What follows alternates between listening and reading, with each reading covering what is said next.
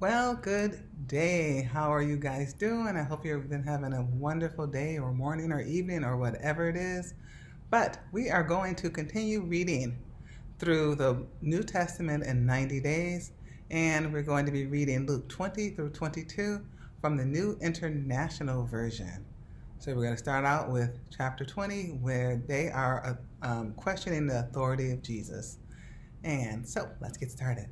One day, as Jesus was teaching the people in the temple courts and proclaiming the good news, the chief priests and the teachers of the law, together with the elders, came up to him. "Tell us, by what authority you are doing these things," they said. "Who gave you this authority?" He replied, "I will also ask you a question. Tell me, John's baptism, was it from heaven or of human origin?" They discussed it among themselves and said, "If we say from heaven, he will ask, 'Why didn't you believe him?' But if we say of human origin, all the people will stone us because they are persuaded that John was a prophet." So they answered, "We don't know where it was from." John said, "Neither will I tell you by what authority I'm doing these things." He went on to tell the people this parable. A man planted a vineyard, rented it to some farmers, and went away for a long time. At harvest time, he sent a servant to the tenants so they would give him some of the fruit of the vineyard. But the tenants beat him and sent him away empty-handed. He sent another servant, but that one also they beat and treated him shamefully and sent away empty-handed. He sent still a third, and they wounded him and threw him out. Then the owner of the vineyard said, "What shall I do? I will send my son, whom I love. Perhaps they will respect him." But when the tenants saw him, they talked the matter over. "This is the heir," they said. "Let's kill him, and the inheritance will be ours." So they threw him out of the vineyard and killed him. What then will the owner of the vineyard do to them? He will come and kill those tenants and give the vineyard to others. When the people heard this, they said, "God forbid." Jesus looked directly at them and asked, "Then, what is the meaning of that which is written? 'The stone the builders rejected has become the cornerstone. Everyone who falls on that stone will be broken to pieces. Anyone on whom it falls will be crushed.' The leaders of the law, or I should say the teachers of the law and the chief priests, looked for a way to arrest him immediately, because they knew he had spoken this parable against them, but they were afraid of the people. Keeping a close watch on him, they sent spies who pretended to be sincere. They hoped to catch Jesus in something he said, so that they might hand him over to the power and authority of the governor. So the spies questioned him. "Teacher, we know that you speak and teach what is right, and that you do not show partiality, but teach the way of God in accordance with the truth. Is it right for us to pay taxes to Caesar or not?" He saw through their duplicity and said to them, "Show me a denarius. Whose image and inscription are on it?" "Caesar's," they replied. He said to them, "Then give back to Caesar what is Caesar's, and to God what is God's." They were unable to trap him in what he had said there in public, and astonished by his answers, they became silent. Some of the Sadducees, who say there is no resurrection, came to Jesus with a question. "Teacher," they said, "Moses wrote for us that if a man's brother dies and leaves a wife, but no children, the man must marry the widow and raise up offspring for his brother. Now there were 7 brothers. The first one married a woman and died childless. The second and then the third married her, and in the same way the 7 died, leaving no children. Finally, the woman died too. Now then, at the resurrection, whose wife will she be, since the 7 were married to her?"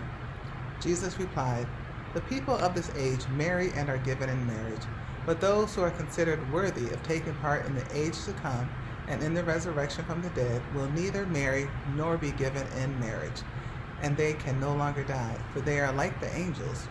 They are God's children.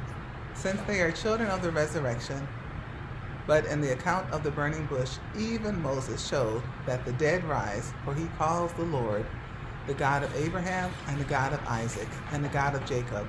He is not the God of the dead, but of the living, for to him all are alive." Some of the teachers of the law responded, "Well said, teacher," and no one dared to ask him any more questions. Then Jesus said to them, "Why is it said that the Messiah is the son of David? David himself declares in the book of Psalms, 'The Lord said to my Lord, sit at my right hand until I make your enemies a footstool for your feet.' David calls him Lord. How then can he be his son?" While all the people were listening, Jesus said to his disciples, "Beware of the teachers of the law. They like to walk around in flowing robes and love to be greeted with respect in the marketplaces, and have the most important seats in the synagogues and the places of honor at banquets. They devour widows' houses and for a show make lengthy prayers. These men will be punished most severely."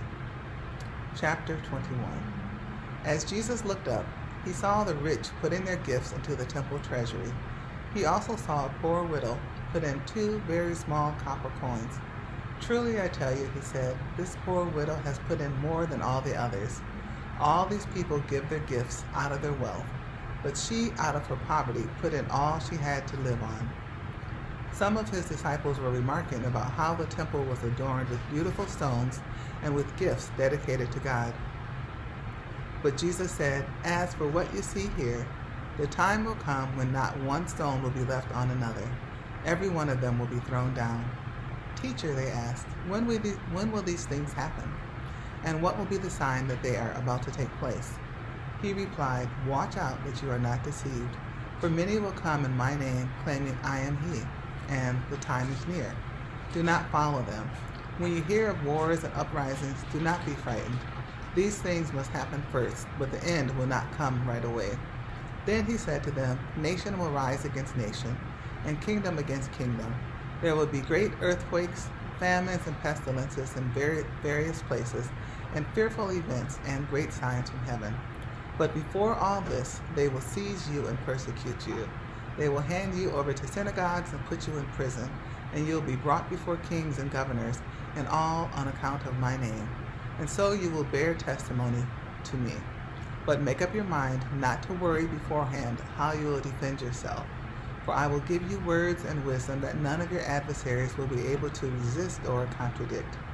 You will be betrayed even by parents, brothers and sisters, relatives and friends, and they will put some of you to death. Everyone will hate you because of me, but not a hair of your head will perish. Stand firm, and you will win life. When you see Jerusalem being surrounded by armies, you will know that its desolation is near. Then let those who are in Judea flee to the mountains. Let those in the city get out, and let those in the country not enter the city. For this is a time of punishment and fulfillment of all that has been written. How dreadful it will be in those days for pregnant women and nursing mothers. There will be great distress in the land and wrath against this people. They will fall by the sword and will be taken as prisoners to all the nations. Jerusalem will be trampled on by the Gentiles until the time of the Gentiles are fulfilled. There will be signs in the sun, moon, and stars. On the earth, nations will be in anguish and perplexity at the roaring and tossing of the sea. People will faint from terror, apprehensive of what is coming on the world, for the heavenly bodies will be shaken. At that time they will see the Son of Man coming in a cloud with power and great glory. When these things begin to take place, stand up and lift up your heads, because your redemption is drawing near." He told them this parable. "Look at the fig tree and all the trees. When they sprout leaves, you can see for yourselves and know that summer is near. Even so, when you see these things happening, you know that the kingdom of God is near. Truly I tell you, this generation will not pass away until all these things have happened. Heaven and earth will pass away, but my words will never pass away. Be careful, or your hearts will be weighed down with carousing, drunkenness, and the anxieties of life, and that day will close on you suddenly like a trap, for it will come on all those who live on the face of the whole earth. Be always on the watch, and pray that you may be able to escape all that is about to happen, and that you may be able to stand before the Son of Man." Each day Jesus was teaching at the temple, and each evening he went out to spend the night on the hill called the Mount of Olives. And all the people came early in the morning to hear him at the temple. Now, the festival of unleavened bread, called the Passover, was approaching, and the chief priests and the teachers of the law were looking for some way to get rid of Jesus, for they were afraid of the people. Then Satan entered Judas, called Iscariot, one of the 12, and Judas went to the chief priests and the officers of the temple guard and discussed with them how he might betray Jesus. They were delighted and agreed to give him money. He consented and watched for an opportunity to hand Jesus over to them when no crowd was present. Then came the day of the unleavened bread on which the Passover lamb had to be sacrificed. Jesus sent Peter and John, saying, "Go and make preparations for us to eat the Passover." "Where do you want us to prepare for it?" they asked. He replied, "As you enter the city, a man carrying a jar of water will meet you. Follow him to the house that he enters, and say to the owner of the house, 'The teacher asks, where is the guest room where I may eat the Passover with my disciples?' He will show you a large room upstairs, all furnished. Make preparations there." They left and found things just as Jesus had told them, so they prepared the Passover. When the hour came, Jesus and his apostles reclined at the table, and he said to them, "I have eagerly desired to eat this Passover with you before I suffer. For I tell you, I will not eat it again until it finds fulfillment in the kingdom of God." After taking the cup, he gave thanks and said, "Take this and divide it among you. For I tell you, I will not drink again from the fruit of the vine until the kingdom of God comes." And he took bread, gave thanks, and broke it, and gave it to them, saying, "This is my body, given for you. Do this in remembrance of me." In the same way, after the supper, he took the cup, saying, "This cup is the new covenant in my blood, which is poured out for you. But the hand of him who is going to betray me is with mine on the table.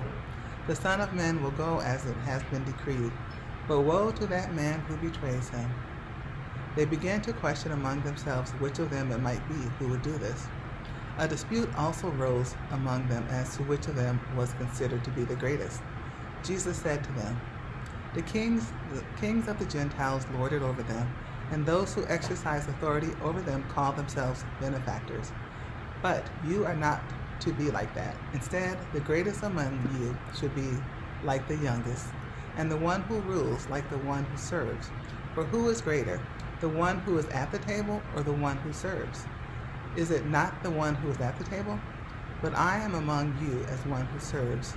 You are those who have stood by me in my trials, and I confer on you a kingdom, just as my Father conferred one on me, so that you may eat and drink at my table in my kingdom, and sit on thrones, judging the 12 tribes of Israel. Simon, Simon, Satan had asked to sift all of you as wheat, but I have prayed for you, Simon, that your faith may not fail. And when you have turned back, strengthen your brothers. But he replied, Lord, I am ready to go with you to prison and to death.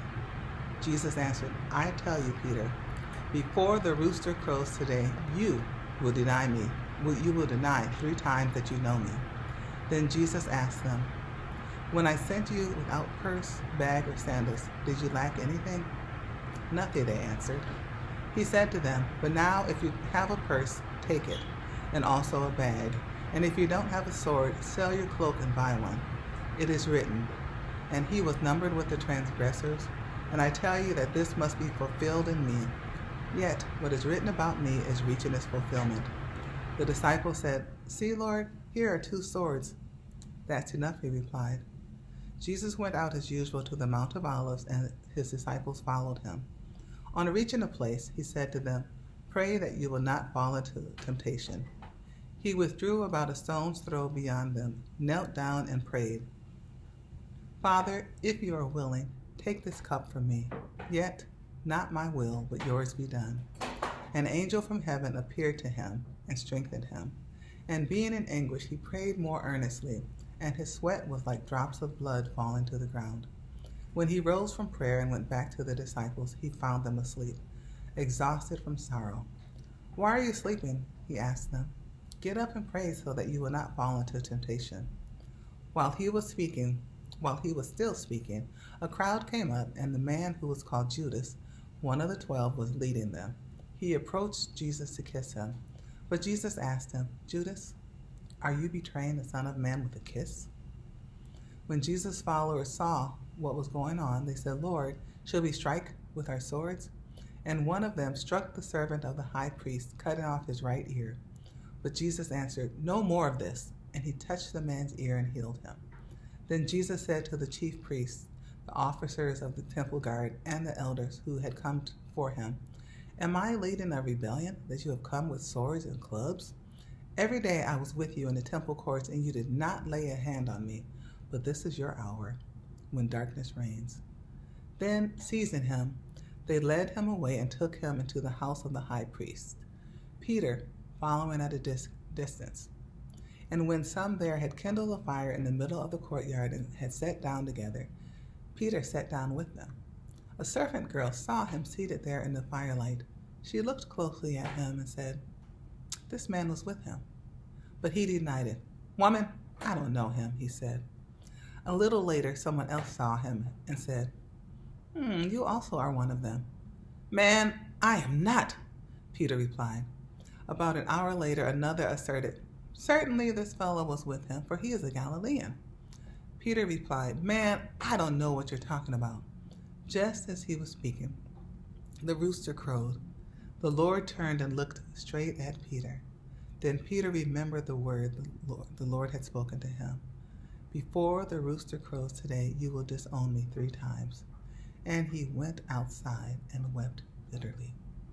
The men who were guarding Jesus began mocking and beating him. They blindfolded him and demanded, "Prophesy, who hit you?" And they said many other insulting things to him. At daybreak, the council of the elders of the people, both the chief priests and the teachers of the law, met together, and Jesus was led before them. "If you are the Messiah," they said, "tell us." Jesus answered, "If I tell you, you will not believe me, and if I ask you, you will not answer.